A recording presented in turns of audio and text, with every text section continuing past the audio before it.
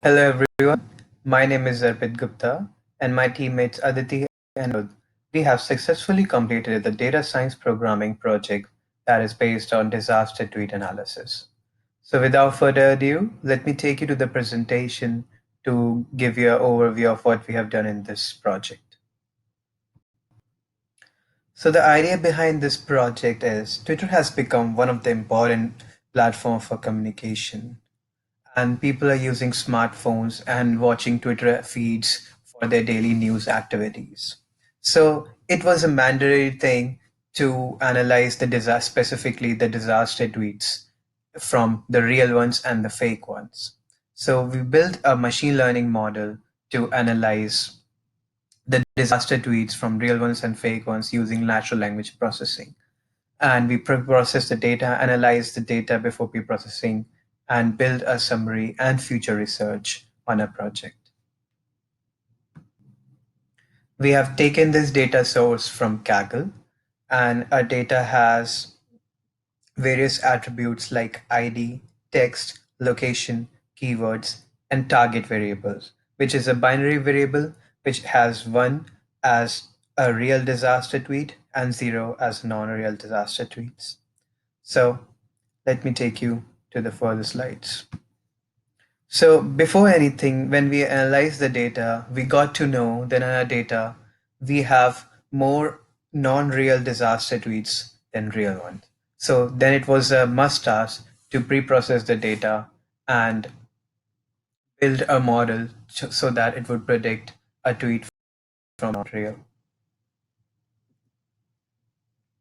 So before that, we pre-process and pre-processing, we remove the noises like numbers and punctuation and tokenization. This involves like converting text string to a list of tokens, removing stop words like a, the, is, was, and, and stemming. This involves reducing the derived word to a base word. Also, we could have done lemmatization. We did that. It's also a same thing, but it will give a more actual root word. So we decided to stuck with stemming.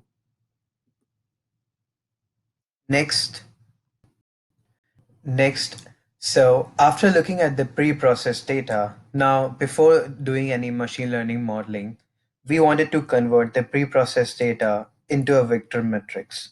For that, we decided to go for bag of words or a TF-DIF. Then later we decided to go for TF-IDF, where TF stands for term, that is a scoring frequency of the word in the current document, and IDF is a scoring of how rare a word is across the document. So once that a pre-processed data was converted into a matrix, vector matrix, we decided on using machine learning models that are good classification problems, like k nearest neighbor, XD boost, naive Bayes, support vector, and logistic regression. So after comparing the accuracy and F1 score, we decided to stick with logistic regression as it gives us a more accuracy and F1 score. Also, to evaluate the performance of our model, we decided to go for a confusion matrix where the columns are the predicted labels and our rows are the actual labels, where we got true negatives as 923, false positive as 160, and a false negative as 243 and true positive as 578. Now, based on these values, we could easily calculate the F1 score, precision, and recall. But here we calculated the F1 score, where F1 score is the harmonic mean of precision and recall.